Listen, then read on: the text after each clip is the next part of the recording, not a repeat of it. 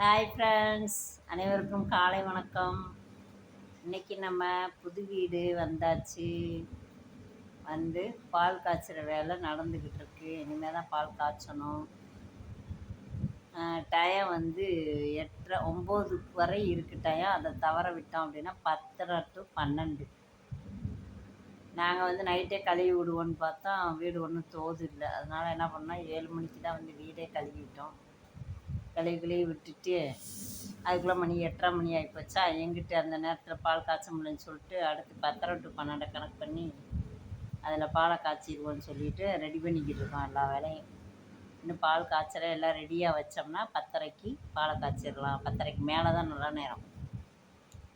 அதுக்காக அது வரைக்கும் சாமி இதை பூரா ரெடி பண்ணிக்கிட்டு இருக்கோம் பாருங்கள். ஏதோ எங்களால் முடிஞ்சதை வச்சு சாமியை கும்பிட வேண்டியதுதான் ஃப்ரெண்ட்ஸ். வாடகை வீட்டுக்கு தான் இப்போ வந்திருக்கோம். வாடகை வீட்டுக்கு தான் மாற்றிக்கிட்டே கிடக்குறோம்.